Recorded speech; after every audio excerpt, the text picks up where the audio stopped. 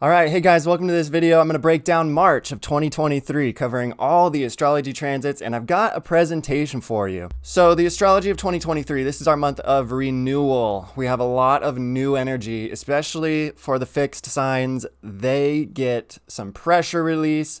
Saturn in Aquarius has really affected Aquarians, Leos in a big way, but also Taurus and Scorpio have really felt the effects of Saturn in this fixed sign of Aquarius. And so we're going to talk about it. There's a lot to talk about on that, but I'm happy to welcome you guys to spring. March 20th is the entrance of the sun coming into Aries. So since the ancient days, this was considered the new year. And the reason for that is because at this point, once the sun hits 0 degrees Aries, we are now in the spring signs. Aries, Taurus, and Gemini form the spring. On the globe model, this is how it works, right? So you have the vernal equinox, which happens here. This dotted line is the celestial equator, which is the equator of the Earth projected out into space. And whenever the sun hits this point, which it moves a degree along this line called the ecliptic, which is the line of the zodiac, which is the sun's path. And it moves a degree per day. So there's 30 days for each sign, 30 degrees. And when the sun hits this point, it starts to go above the celestial equator, which for all of us in the northern hemisphere is the warm season. That's when the sun gets very hot and the days get longer for those of us in the north. And so this is the start of spring. Once the sun reaches its northernmost point, which is the sign of Cancer. It's the Tropic of Cancer. Then up here we have summer. Then the sun starts to decline along the ecliptic, and once it hits Libra, the days and nights are balanced once again, and that's where we come into fall. The fall signs being Libra, Scorpio, and Sag. And then in Capricorn, the southernmost point, that's when we have winter. All right? So these seasons are reflected in our lives in so many ways. It's reflected in our psyche because we live in a holographic universe where everything reflects everything else. And so Aries and Libra, these are signs of dynamic equilibrium, where in Aries, yes, they're balanced, but the day force is increasing. And the day force represents a personalizing energy. The night force, when the nights begin to grow very long, in the winter, this is a collectivizing energy. So we have personalizing and collectivizing. These are two poles that form one and the same reality, and it's just about how individuals comprise societies. And there's always this personalizing force, this force to be an individual identity, and then there's this collectivizing force which wants to mold you into the fabric of the collective. And so there's a place for both, but astrology speaks to the psychology behind this and how these two things are always in operation in our psyche. So yeah, it's a month of renewal, and this is a time to just renew ourselves from within. So I got some quotes here for you to inspire that process. God uses broken things. It takes broken soil to produce a crop, broken clouds to give rain, broken grain to give bread, broken bread to give strength. It is the broken alabaster box that gives forth perfume. It is Peter, weeping bitterly, who returns to greater power than ever. That's a quote by Vance Havner. I love that quote. So wherever you are in life, if you're feeling broken, just know that that is the place to be. That is the place to be, truly, because that's the best way God can use you. There's a quote that I love that I always go back to, which is that in my weakness, he is strong. So as soon as we start accepting ourselves and our weakness, and the things we'd like to change about ourselves but can't change right away, that's where God can come in and use it. Because God uses things. Even the things that people meant for evil, God uses it as good. Renewal requires opening yourself up to new ways of thinking and feeling. So for us to really tap into this renewal energy that we have access to this March, I think it's going to require that we relax and that we accept ourselves where we're at, because this is the start of a new year. January is the Gregorian New Year, but it's not the real New Year. Why would you begin the new year in the heart of winter when all the nature is at its most death point? where everything's dead and it's in a latent state. It's awaiting renewal. It's just a weird time to start the new year. And so the ancients knew that the new year starts once that sun hits that ecliptic point, that equator point, the vernal equinox.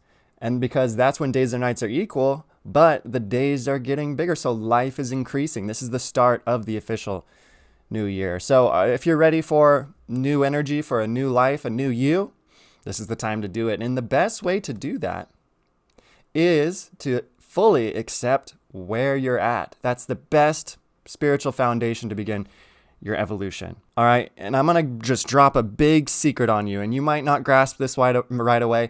This has taken me years to fully internalize and understand, and I'm still understanding it because it's so simple that it's really hard to grasp. And Carl Jung has a quote on this, which goes, "We must be able to let things happen in the psyche. For us, this is an art in which most people know nothing. Consciousness is forever interfering, helping, correcting, and negating, never leaving the psychic processes to grow in peace. It would be simple enough if only simplicity were not the most difficult of all things." And again, this is from Carl Jung. "The most beautiful truth is no use at all unless it has become the innermost experience and the possession of the individual. The needful thing is not to know the truth, but to experience it. Not to have an intellectual conception of things, but to find our way to the inner and perhaps wordless, irrational experience. That is the great problem." So guys, if you have anxiety, the key to overcoming anxiety is to stop resisting the anxiety and notice the way your mind talks about the anxiety. How bad it is, how wrong it is, how shameful it is that you feel this way. All these resistances, become aware of that, but to experience it fully. Here's the big secret once again, put famously by the Bible: "You shall know the truth, and the truth shall make you free." And this does not mean there's some big secret, and when you finally get to know it and accept it, everything will be wonderful. It means when you truly experience, accept, and take responsibility for being the way you are, you will no longer be stuck in the problem.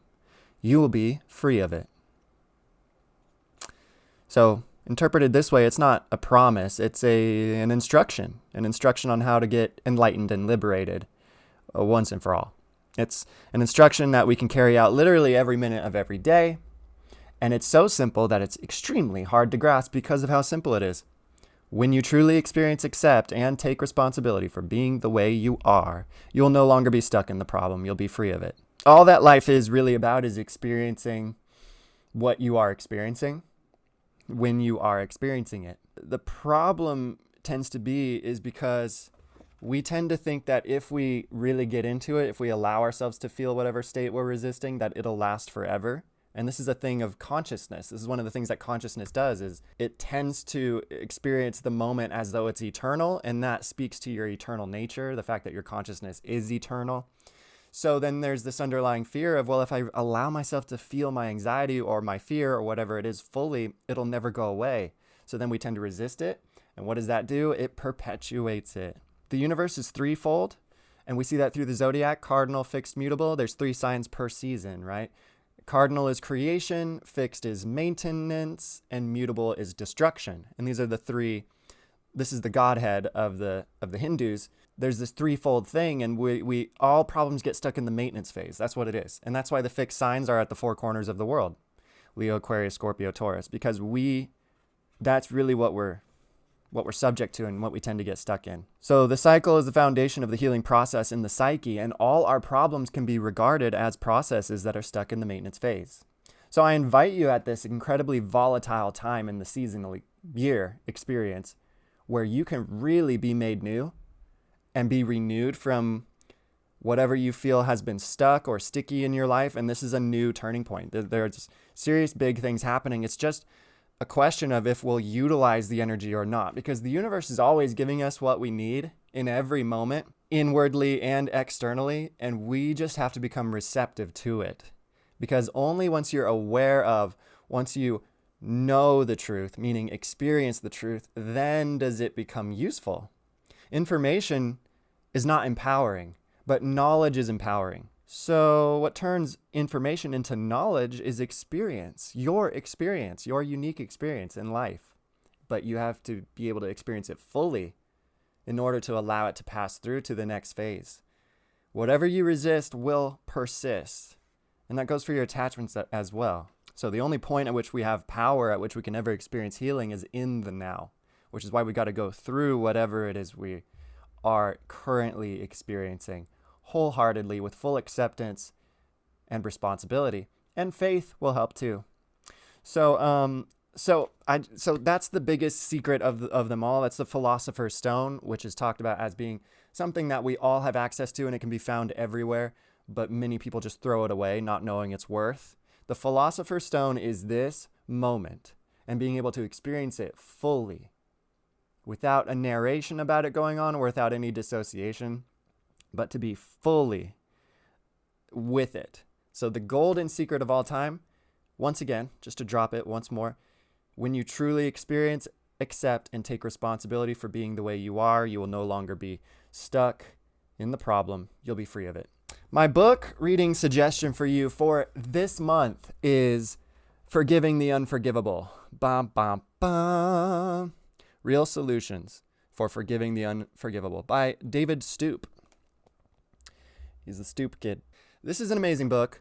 Just a warning, it does kind of have a Christian angle to it.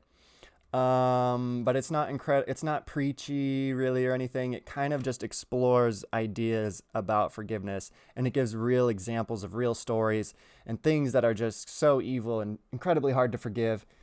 But it shows how when you forgive, you set yourself free. So pick up that book. It's extremely helpful, especially for this time that we're in, which is about renewing. And in order to renew, we have to let go. And we also have to, as Deborah Day says here, renewal requires opening yourself up to new ways of thinking and feeling. So here's the major events that we've got coming here in March. On the 7th, that's when our full moon hits, and that full moon's in Virgo. We're going to talk about that. That's also the day when Saturn enters Pisces. What? You just can't make this stuff up. So I can't wait to get into that. March 20th, that's when the sun enters Aries, spring equinox. Then on the 21st, we have our new moon in Aries right at 0 degrees Aries, 0 to 1 degrees Aries. Incredible energy for starting new. Oh my gosh. And the key is not to expect the outer 3D evidence of what's objectively in front of you to try to get to that to conform to the newness. Like, well, this needs to change. Why isn't this changing? That's not where the gold is in a new moon. A new moon is a time of internalizing that change, that sense of renewal, because the outer responds to the inner. The inner is what is the cause.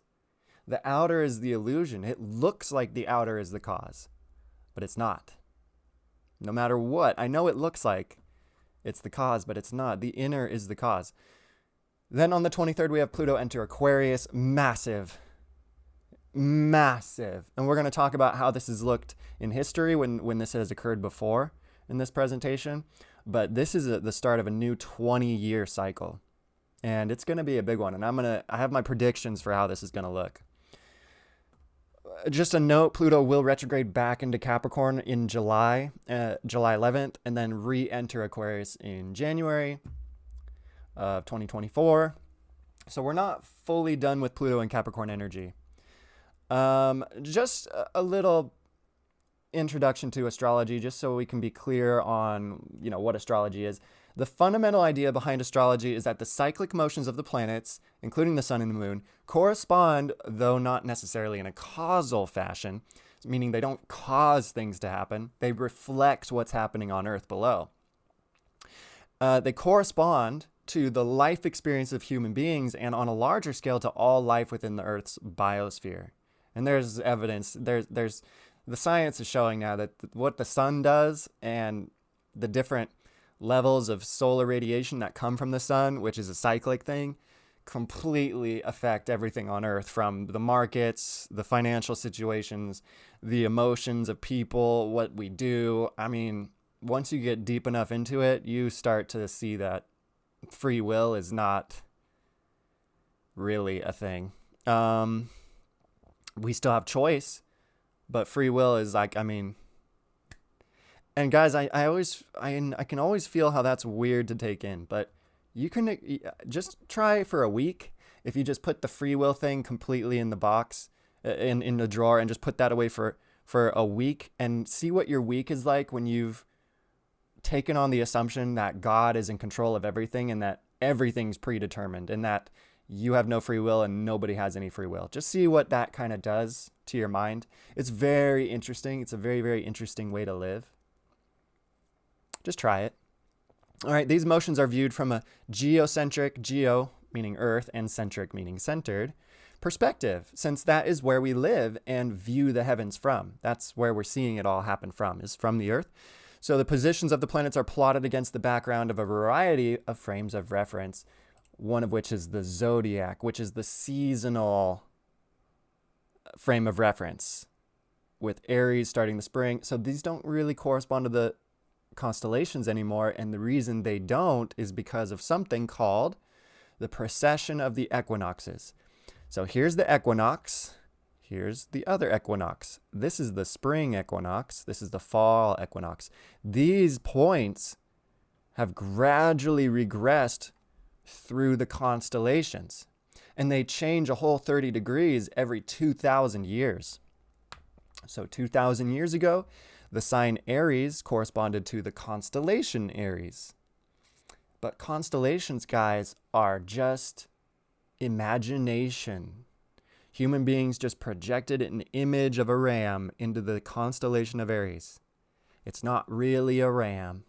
So we don't actually go by the constellations. So anybody who doesn't understand this, they need to educate themselves. So when I get a comment on Instagram saying, "You're dumb, the Aries is not the constellation Aries anymore, you need to go by the stars," they just don't know what Western astrology is. They don't know what tropical astrology is. And the tropical astrology covers the seasons. So I just go, bye-bye, because I don't have time to educate everybody on everything all the time. So that requires understanding that we don't use the constellations anymore. I mean, they do in the East. In Vedic astrology, they use the constellations, and it can be valid because you can still derive meaning from those charts and all this good stuff. But the signs have always been 30-degree segments of the sky covering the seasons. It's always been that way because our personalities are colored by the season in which we're born, not so much under the constellation. All right, another concept here. The birth chart has to be understood as the archetype or seed pattern of one's individual being, as the symbolic form of one's individuality, and therefore also of one's destiny, for the two are identical. That's by Dane Rudhyar. He's also described it as being your celestial name, your signature given to you by God. Here's Dane Rudhyar, amazing guy. Astrology is a language. If you understand this language, the sky speaks to you. So that's all I'm doing. I'm just interpreting this language, which is ancient, and we're going to find out what March is going to bring. The essential purpose of astrology, just to give you one more quote, is not so much to tell us what we will meet on our road, as it is to suggest how to meet it and the basic reason for the meeting. Which quality in us, which type of strength is needed to go through any specific phase of our total unfoldment as an individual person. So this is about empowering the individual to live life.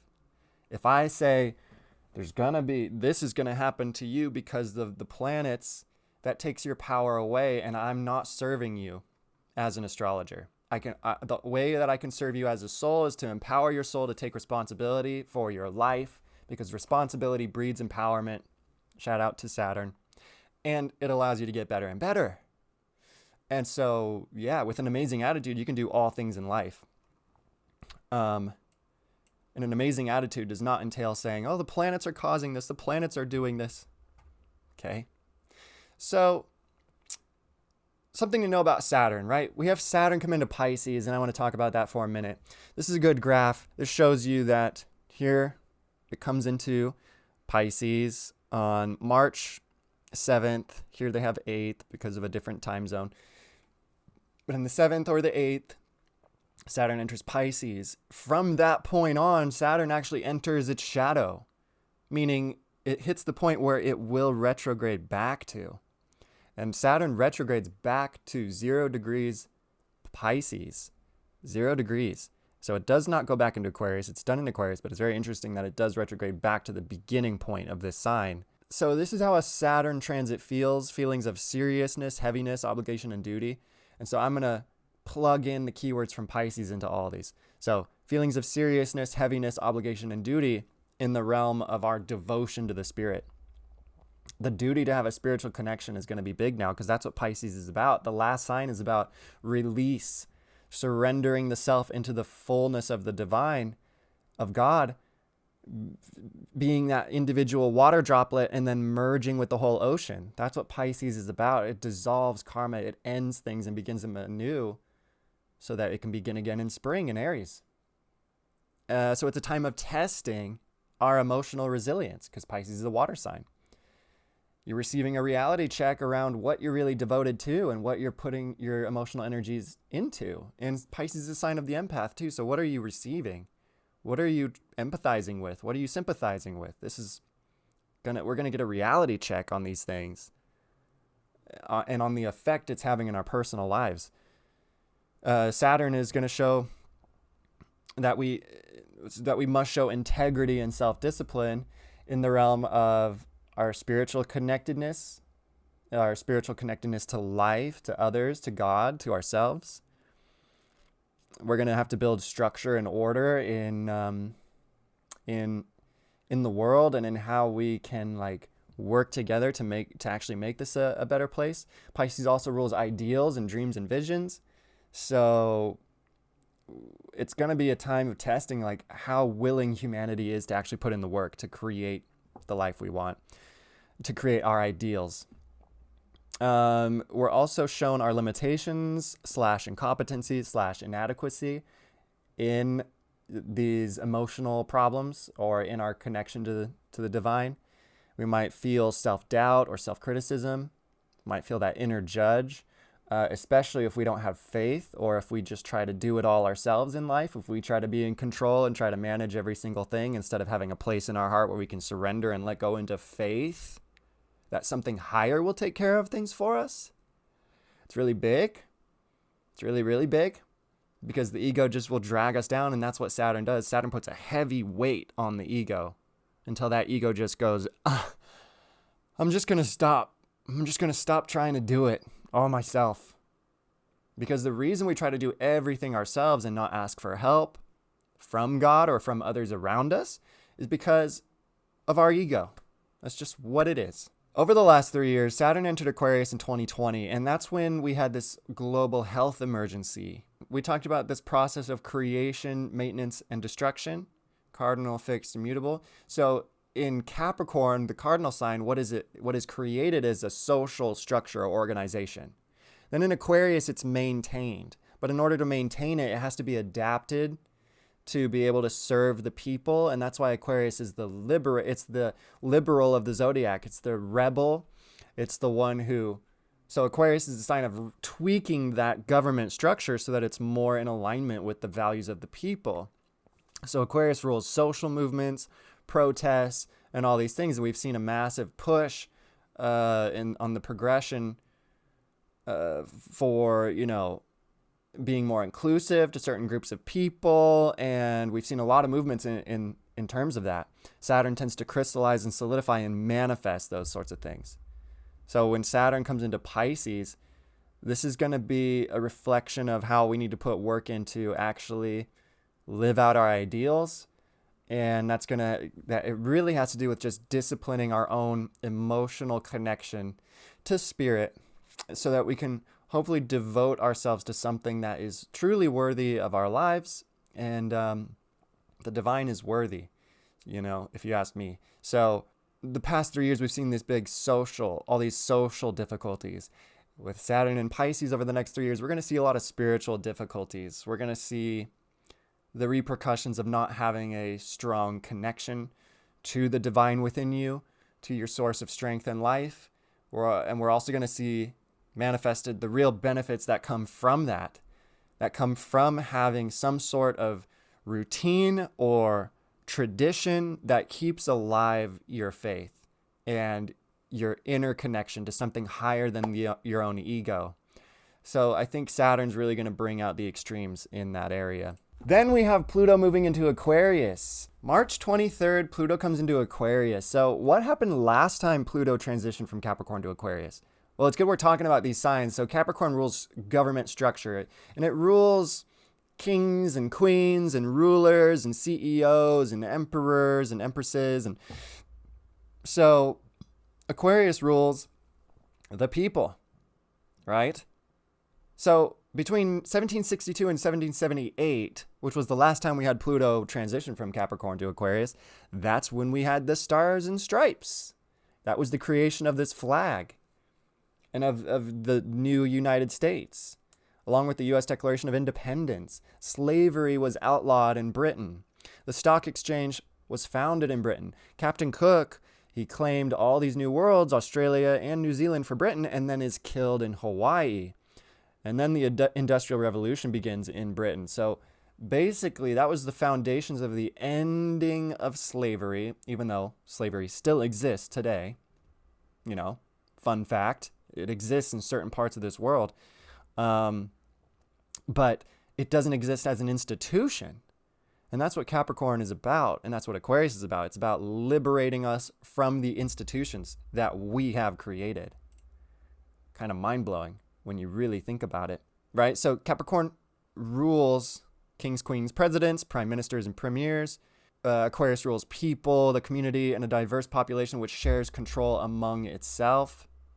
In the last Capricorn Aquarius transition, we saw Americans, black and white, reject King George III and British rule, right?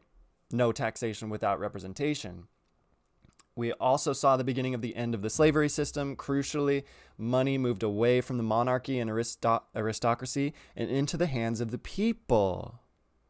And so Pluto is about transformation from the inside out. It's about big, drastic changes. From caterpillar to butterfly. And that's also why Pluto is the ruler of the underworld. It has to do with death. The caterpillar must die for the butterfly to be born. So, yeah, the beginning of the end of Australia and New Zealand as British colonies also began the last time we had Pluto in this position. New inventions like the spinning jenny and the watermill put new power in the hands of the people of the workforce, which would eventually produce the trade union movement. So, here's what I think Pluto in Aquarius means for us. This is really what I think it means. 20 years ago, for you to bridge yourself over to opportunity in the world, you had to go through college. You had to build a network of people, of other successful people.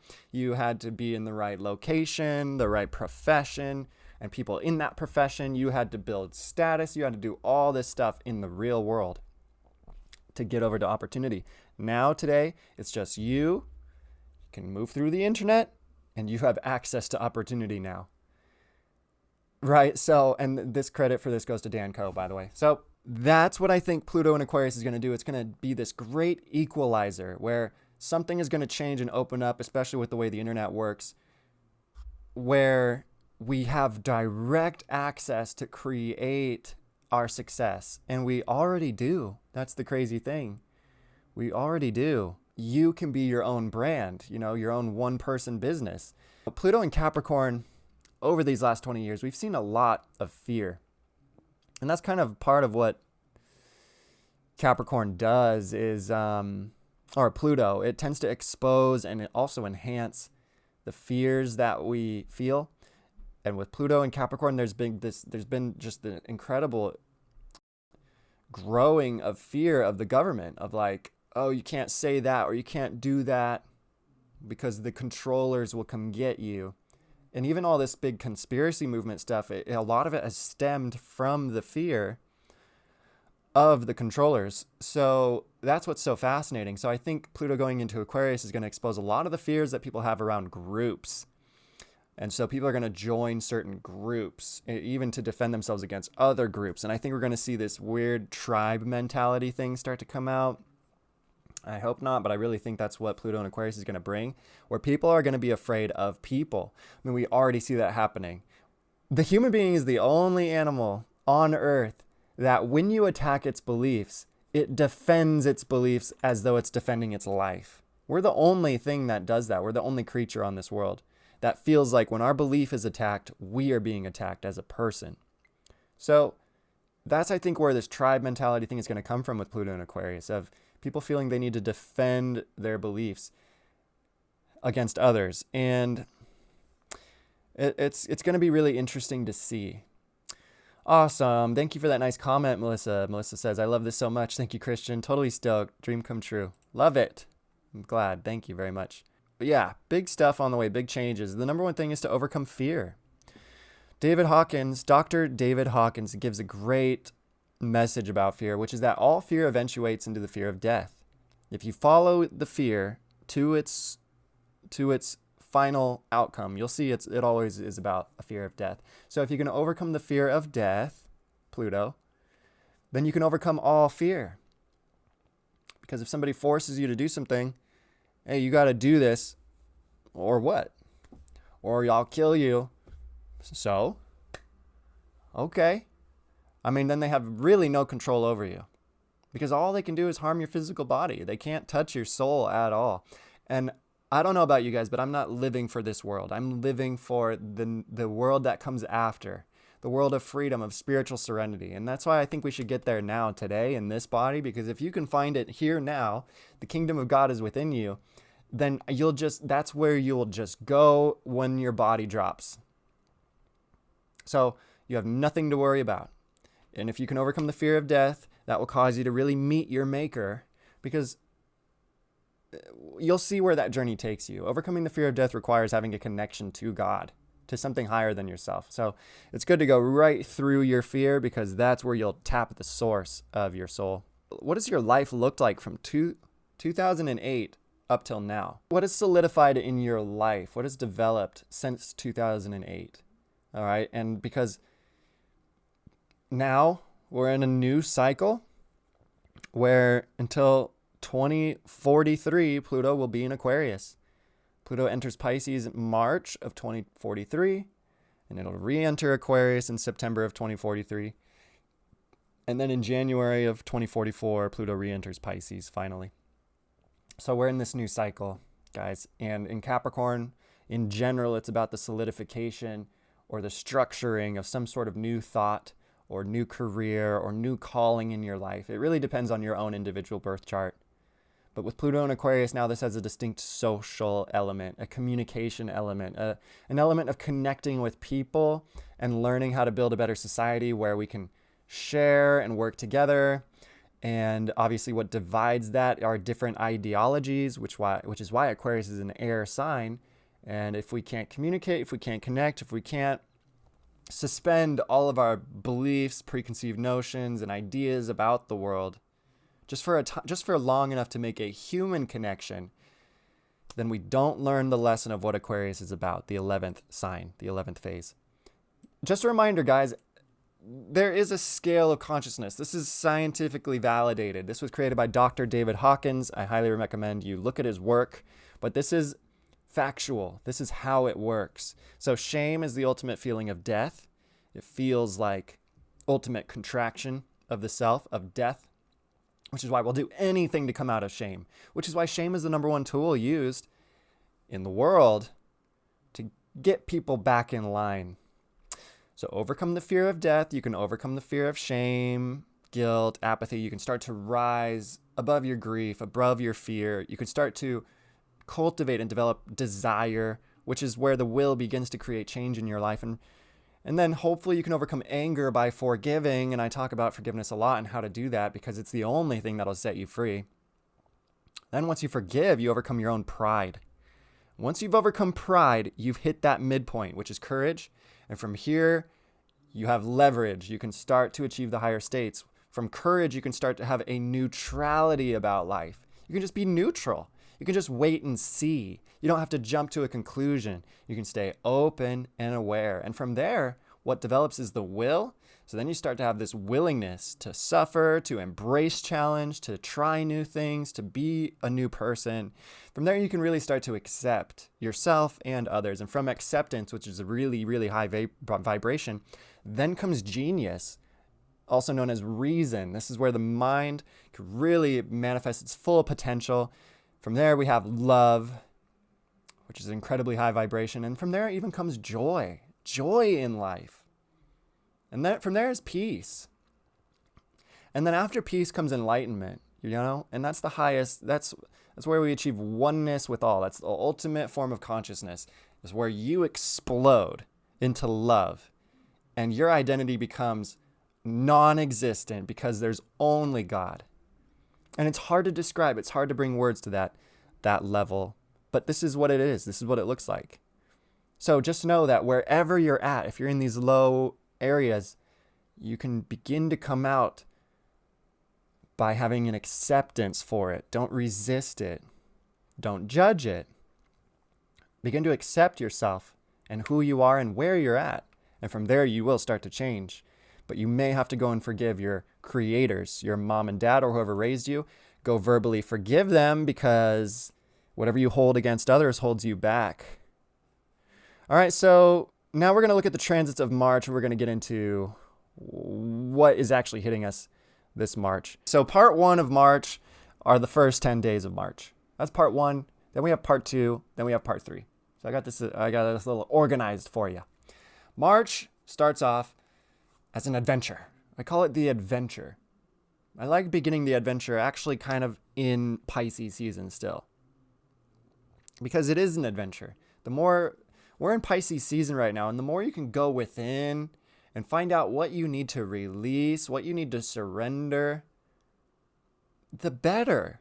Pisces is the ultimate energy in the zodiac to release, to heal things.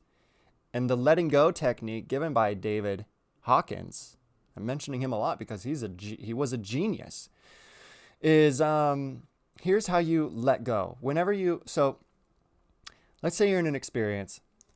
I'm going to give it a concrete example. Let's say that your lover has just told you that they need space from you.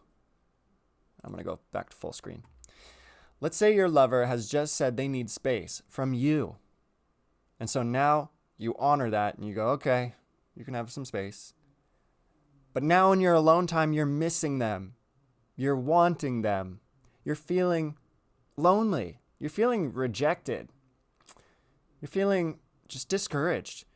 And in that feeling, if you can go deep into that sadness of yours and sit with your sadness and really feel it fully and go as deep as you can possibly go with it. And then in the midst of accepting these feelings, and which don't feel good, but allowing it to happen, you see that it's arising, so you allow yourself to go through it. If in the midst of feeling it, you can relax your physical body, meaning relax any tension in your belly, in your throat, in your jaw, relax your shoulders and breathe deeply and accept these feelings, you'll notice they pass through your body. But you'll also notice something incredible, possibly, which is insight into why you have these wounds or why you really need this other person so much. And this can be extremely valuable in self-realization, in learning about you. But that's the letting go technique. Feel the feeling fully, notice the thoughts associated with it, and then relax your physical body in the midst of those feelings and emotions. And that's the letting go technique. You'll find that the next time they come around, they're not as strong, they're not as potent, because you've allowed it to process. Remember that Carl Jung quote, we simply need to allow the psyche to do what it needs to do. So that's letting go technique, and that's the way to navigate this Pisces energy. Okay? For while the sun is in Pisces and we have a few planets in Pisces, the best thing to do at this time of the year, no matter who you are, is to do that letting go technique. So part 1 for March is the adventure, and it starts off with Venus conjunct Jupiter in Aries, and the moon is in Cancer. Fantastic. Then March 2nd, we have Mercury conjunct Saturn, very focusing mental energies. On the 3rd, the moon comes into Leo by that point, and Venus will conjunct Chiron in Aries. The big thing is how Venus and Jupiter are together in Aries. at the start of this month. So this is the beginning of a new realization of love in your life. This is extremely positive. Venus and Jupiter are the two positive planets in astrology. And in Aries, this is about a new adventure or a new way of seeing things. Aries is the pioneer, so this is bringing you into some sort of new experience in love. And if you can open your heart and find the meaning in your experiences, especially in relationship, whether they are pleasant or unpleasant, whether they're pleasurable or painful, try to see the meaning and see how it's expanding you. I think it's really big that that's how March starts out, is with this conjunction of Venus and Jupiter in Aries. And then it'll unfold throughout the next few days. We come to March 3rd, and that's when the moon then comes into Leo. So this is a very, very positive place to be. And we've got Mercury coming off of Saturn at this point. So the thing for this whole first part of March is to stay very open and don't let this Mercury conjunct Saturn in Aquarius aspect get you locked into tunnel vision or locked into one way of thinking or seeing things. This is extremely concentrating mental energy where you can totally have a certain focus now in a certain direction. And if you don't be careful and apply that in a productive way, this is where you can totally just get stuck or obsessed in something that's negative. So I highly recommend that we use this big idealistic energy March 1st to set an intention on how or where you're going to devote your attention. Set an intention on how you're going to devote your attention, in what direction you're going to allow your awareness to flow. I think that's really big because then, moon comes into Leo March 3rd, Venus conjunct Chiron, very healing. This can really touch a vulnerable space in our soul and really reveal what needs healing and allow us to give love and attention to that. And then Mercury in Pisces March 5th will sextile the North Node, which indicates that there's clarity around your direction. You're able to find things out about how to keep moving forward in life. The North Node in Taurus is bringing us evolution. The more we can ground into our real values in life and understand what we want and what our heaven on earth would really look like. And Mercury in Pisces gives this imagination and this fluidity and your intuition to work in alignment with that, to really imagine your ideal. And then if you'll infuse that imagination with faith and with the burning desire to see it manifest in your life, the universe will guide you to take the right actions. Right? So really direct your emotional energies in this part because the emotions are growing. As we come to this full moon in March 7th, this full moon in Virgo, this is going to enhance the emotional energy in a big way. And if you're not consciously and intentionally setting channels and staying focused in what you're going to channel your emotions into, by the time March 7th hits, this can be a really sharp wake-up call. Because a full moon in Virgo, which is the sign of service and purity, is about using our energy to ground in the spiritual reality that we want to have in life even more. And it can wake us up to how well are we serving ourselves? How well are we serving others? Are we being of service? Are we being functional and efficient in our actions and the way we are moving through life? Because Virgo is a sign of finding out the details of what is producing waste, what is producing friction, what's not working. And the reason for that is because of the time of the season that Virgo is. It's the time right before the fall, when the impending darkness and coldness of the winter months start to come in. And so Virgo has the wake-up call to that. That's why it's the symbol is of the virgin carrying the chaff of wheat, because it's the harvest time. So it's like, okay, this is our harvest. And this tells us how we've been doing before. So this full moon's a wake-up call. It's probably not going to be very fun, but we are going to really feel it in a big way because that's also the day when Saturn enters Pisces. So my advice is to use this full moon energy this month of March to ground your roots deeper into spiritual reality with branches that reach out generously into this physical life. In other words, source yourself deep into a connection with God, a connection with the life within you, and the ideal vision that you have for your life. And really just try to feel gratitude for it before, even though it's not here yet. That's called faith. This will infuse your physical actions and things you have to do in your day to day with a new kind of a life, of a vitality. And then acts of kindness and service can purify and restore energy now. So if you'll stay very, productive in how you're applying your thoughts and your emotions, this can be very positive, because just doing things out of kindness or showing your gratitude to other people through doing actual physical things is going to help process a lot of energy and restore you back to, where you want to be. All right, then March 8th and 10th, we come off this full moon energy with the moon entering Libra, and then it goes into Scorpio. So this is going to be a time where, coming off a full moon in Virgo helps us restore balance and go, okay, this is how we need to adjust things in life. So just be willing to stay open, even to criticism or whatever's going to help you get back on track. On this full moon, it's work time. It's not so much party time. It's more of work time. And Virgo is a sign where we can really start to fill in the cracks and improve on ourselves and in our life.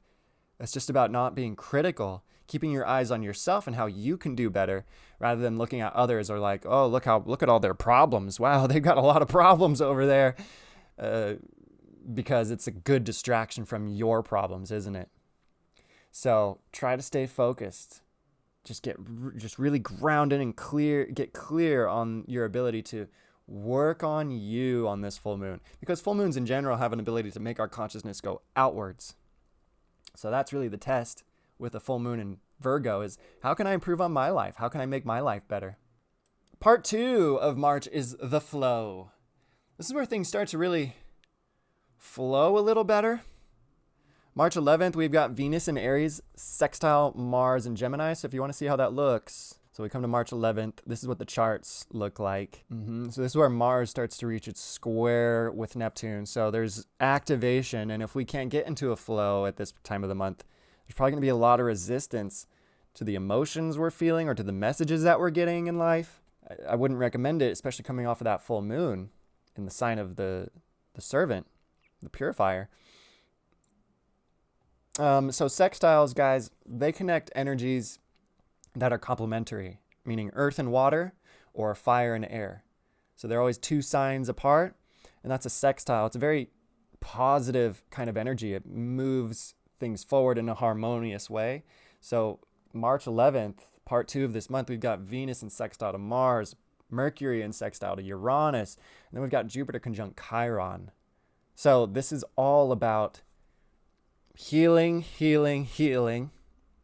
and moving things forward with the people that are in your life. Venus working with Mars in fire and air signs is extremely positive, especially since we've had Mars in Gemini like forever because of the Mars retrograde.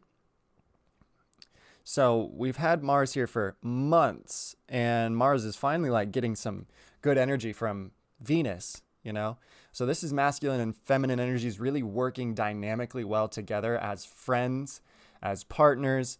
This is really good for relationships, but Jupiter conjunct Chiron can expand a lot of the wounds that are in operation.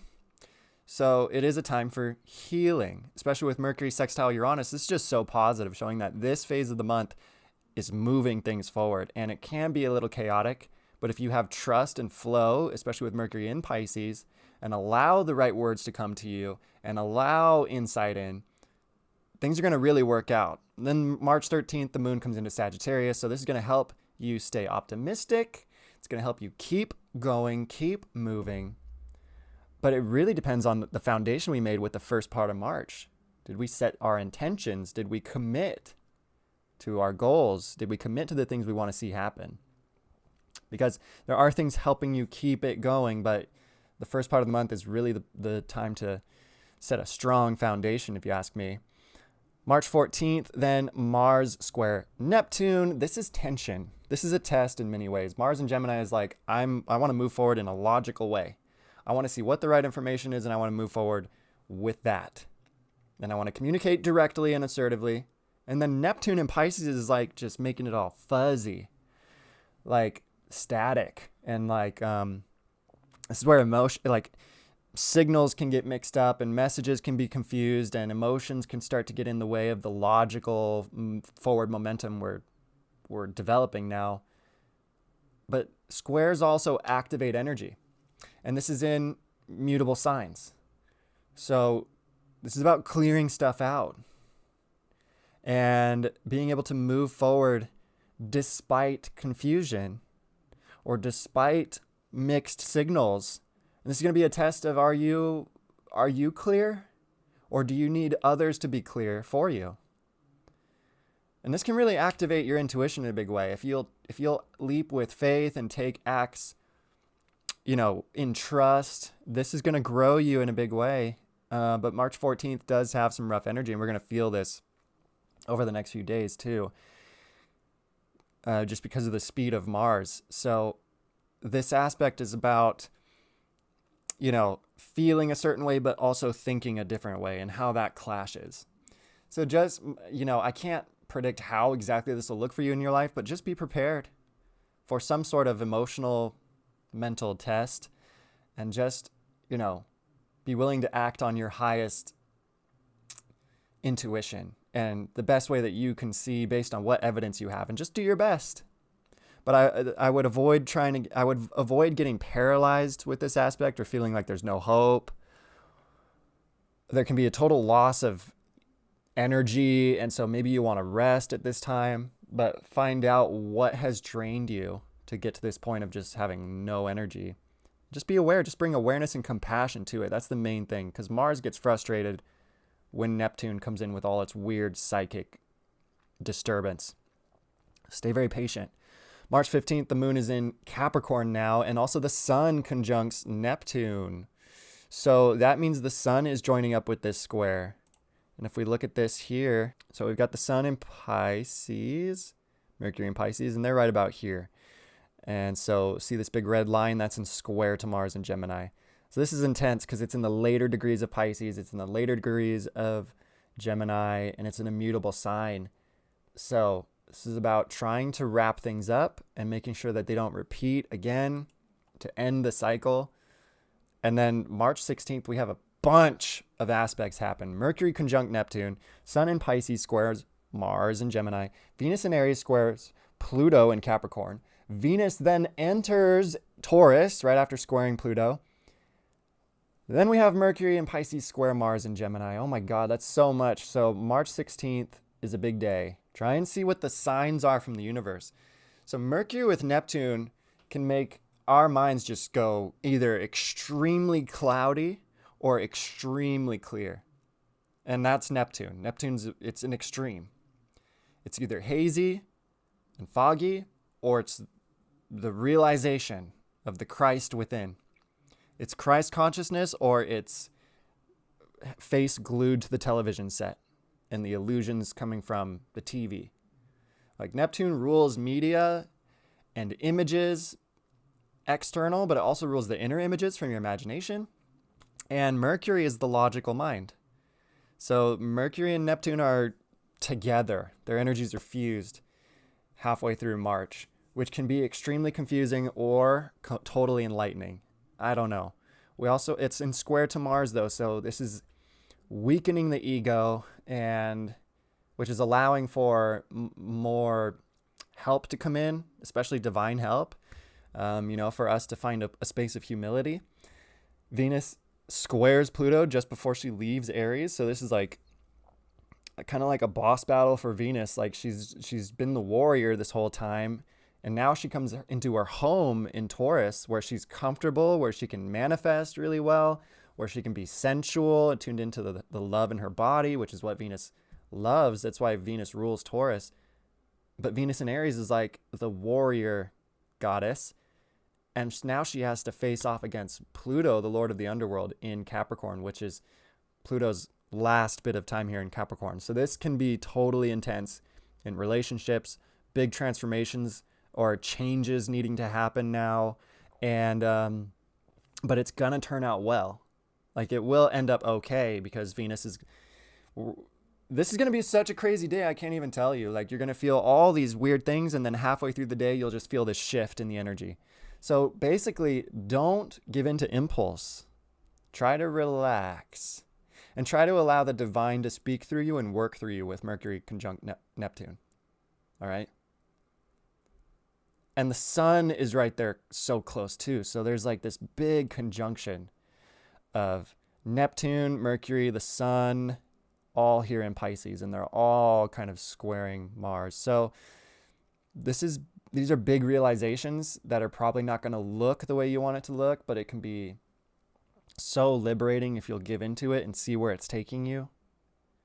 So this is March is a month for trust. It is a month where you're being renewed and transformed, but your ego will be tested to be able to deal with uncertainty and maybe to have to wait for the clouds to part, So this is a test of patience in many ways, but Venus enters Taurus, so that's really positive moving forward from March 16th.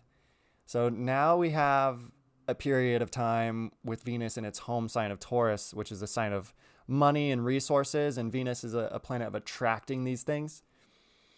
So all this trust and spiritual growth that you put in this month, as well as taking the actions that you need to do and performing acts of service, is now going to start to show the value and the compensation for it. So this is where building a positive mindset now becomes extremely, extremely positive, and you start to see the rewards of this occur. March 17th, then Mercury conjuncts the sun. The moon enters Aquarius, opening things up, and Venus and Taurus sextiles Saturn. So there's things manifesting now, and there's new ideas occurring. And March 18th, Mercury in Pisces then sextiles Pluto. So now there's mental transformations. There's big, big changes. If you can allow yourself to get through these few days, the 16th, the 17th, by the 18th, you're going to start to see what it was all about, and it's going to get easier. And then Mercury enters Aries. So this is where you can have some mental clarity about really how to move toward your desires and goals. Mercury doesn't really like being in Pisces because it's very confusing and watery, emotional, spiritual energy. It's hard to see the logical facts. Mercury does a bit better in Aries because it's more about communicating from the self. It just feels more natural to communicate from an individual place. And then March 19th, the moon enters Pisces. So we're getting ready for this new moon now. This is the time to start preparing for the new moon by looking within. That's the best thing to do on the new moon. Look within, pay attention to the moods, the emotions, the thoughts, and then also pay attention to the observer working through you, which is your spirit, to your awareness, and tune into your awareness, into just being very aware of life and non-judgmental about it, because this new moon energy is going to take you deep within and heat up and renew a lot of things within you. We're going to talk about that. March 20th, Venus conjunct the North Node in Taurus. We also have Sun in Pisces, sextile Pluto in Capricorn, and the Sun enters Aries. So March 20th is the start of the official new year, a new cycle. This is the start of spring. And we also have Venus conjunct the North Node on the same day. So this is big and very positive. And like I said, the North Node in Taurus helps us find out how to create heaven on earth, how to ground in the reality that we want, and get in touch with what our true values are and evolve by staying in alignment with those values. But then Venus conjunct that makes this a cooperative effort. So this is where people can really come together, and souls can unite, and fated partnerships can start to occur. Things that are just fated to happen, like where you connect with your soul tribe, or certain people come together to make this a better world. So whether that happens for you or not, it's a powerful day to set an intention or to plant a seed that you're going to open yourself up more to your dream, your vision, your ideal, and that you're willing to do the work. And just even a prayer can be a really powerful thing to do that day. Just a prayer of humility, like, I'm here, I'm willing to work, God, just guide me. It's so powerful. And then we got the Sun in Aries for the next 30 days. So that's really positive. And then right after that, the 21st, we have the new moon in Aries, a sign of new life. It's a sign of the individuality. It rules the head and the face, which is our identity, how we identify. So this is a renewal of identification, a renewal of the person that you think you are, or that you've identified with. And this is where a big pivot can happen, where by thinking in a new way, by feeling in a new way, you can create a whole new life. And it's just a time to be willing to be open to the possibility of recreating yourself and of letting go, because knowing that the past doesn't determine your future, and it doesn't determine who you have to be right now in this moment. And that in the freshness of this moment can be discovered your true self if you'll allow yourself to see it. So it's a new moon to look beyond the clay and the dust of the body temple, beyond an identification with what you see in the mirror, and to tune into that light that shines through your eyes, through your smile, through your voice, that animates your form, and to tune into this life and maybe start to identify with that. And here's the question for the Aries new moon coming up. What would it be like to identify with something that is formless? What would it be like to identify with your formless spirit? Would there be any freedom that might come through that? I just wonder what that would be like for you. All right, then March 23rd, that's when we have Pluto enter Aquarius and the moon enters Taurus. So again, we already looked at that timeline. Pluto enters Aquarius now, and we're going to have Pluto in Aquarius until the 2040s. So this is a really big transit. Pay attention to the shift that you feel today. It can be a really big shift of energies. Very, very subtle, but it is very big in the scope that it's going to produce in the world. So just pay attention to what you notice on that day. March 25th, Mars enters Cancer. It comes out of Gemini. Finally, it enters this water sign of Cancer. Mars is okay here in Cancer because it's a cardinal sign. So Cancer is a sign of taking action, but it's about establishing action that is more in tune with others and emotionally aware. And Cancer is a sign of security, mainly inner security, of building a home, a foundation for life, maybe a family, children. This is where the social instinct starts to really manifest in the zodiac. And with Mars here in Cancer, this is going to be a period of time that really helps us move emotions forward. And if you've been developing your emotional state, stabilizing it and really rooting it in your spiritual values and the goals, the things you want to see happen in life, staying proactive and positive, and this is where Mars is going to really push you to take action on those things. Your emotions are going to guide you. And this is where our moods can have an effect on the quality of our actions, where if you're not in the right mood, you're probably not really going to feel like taking the action you need to take. But also the vice versa. When you take really good actions, you're going to start to feel really good. So this is going to test our self-discipline. And that's why I've been suggesting that we get very mentally clear now with Mars and Gemini, to just be pioneers of thought and in your mentality, and really aggressively apply yourself to creating good attitudes and mindsets while Mars is in Gemini.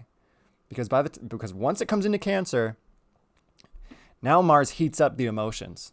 And there's a lot of emotional volatility, and it's harder to control the emotions. But if you'll work with the mind, the emotions will naturally come into alignment.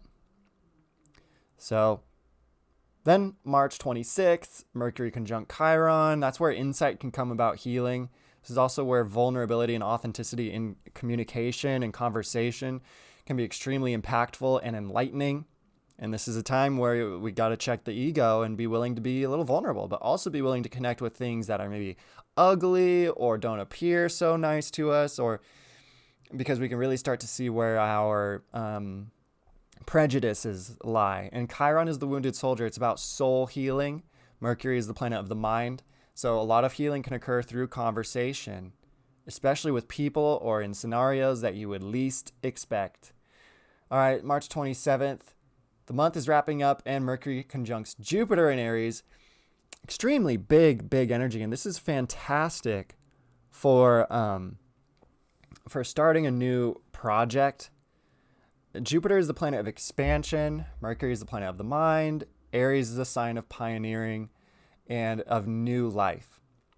So when Mercury and Jupiter come together in Aries, this is the start of a new idea, which powerfully impacts your life and changes the whole direction that you're going in. This is also where our connections and conversations with others can be so meaningful and impactful, especially if we've embraced this Chiron element of being vulnerable and authentic and willing to connect wherever that connection goes. The month of March begins with Venus and Jupiter together in Aries, and it ends with Mercury and Jupiter together in Aries. So it begins and ends with this really explosive energy that's going to move you forward in your life. It just really requires that we use this Pisces energy to release and surrender the things that are holding us back, our attachments and our resistances, and to just give it up to God. And God within you, and this is the great secret that's going to be exposed in the Aquarian age. And it's already, that was the gospel of this whole Pisces age that we've been in, which is that God is within you and God forgives you. And do you know what God really is? I mean, God is this infinite source of life and love, which governs and controls all things and has a plan and purpose for life and for your life. And God forgives you and is not judging you, not holding you back. You hold yourself back because you cut yourself off from this limitless supply of divine energy when you judge your fellow human beings, because God is not judging and God's the perfect judge. So if you judge, you are screwed because you're playing God. And this is the message. But I know it's intense, but I love you and I want you to be free. And I only found this freedom because I saw that I was judging my fellow human beings. So I forgave them. I apologized for judging. I'm sorry for judging. I'm not God. I see now you can't help yourself because I can't help it either. And then that divine grace, because I gave it, now it's been given to me. And so now I have perpetual peace and I don't know why. I don't know how. I'm not worthy of it. It's just happened because I forgave. So try to give that same grace to others and you'll see it's given to you. There's a lot of divine energies trying to work through you here in March. Just try to be willing to work with it. New ideas coming by the end of March on the 27th. Expansions of the mind. Whole new ways of being able to see that you can move forward and try new things. And new courage even to express yourself in whole new ways can be the result of this. March 28th, the moon then comes into Cancer. And then March 30th, we have Mars in Cancer trine Saturn in Pisces. So Mars is freshly into this water energy. Saturn is fresh into it as well. And now they're working together, Mars and Saturn. So this is a fantastic trine. And it's very, very productive, especially emotionally. And we also have Venus conjunct Uranus and Taurus at that same time. And then the moon comes into Leo once again for the second time in this March. So it ends in an extremely positive way, but even though Mars trine Saturn is positive, it's still a test in a way. And it's sort of testing your emotional resilience. Like, are you just going to cave and close in as soon as something unpleasant happens? Or it's not, what you wanted? Or can you stay present and stay open, aware, even in the midst of that closure or emotional pain? Because Mars and Saturn is strengthening your emotional resilience and strengthening the will to embrace suffering, which paradoxically changes the suffering and makes it, it's like that old quote, when you know how to suffer, you don't suffer anymore. So yeah, this is an incredible month and it's really helping renew you at the deepest levels possible, especially in your ideas of who you are or your conceptions of yourself.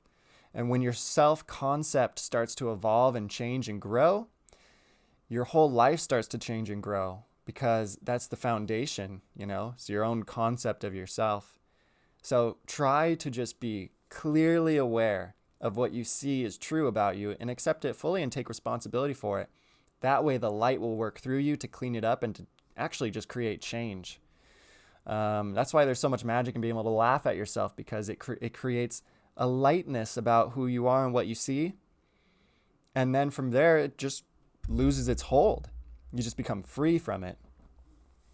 So I think that's pretty much what I wanted to cover for the month. We went through all the transits. I love you guys. Be blessed. Have a great day. Peace.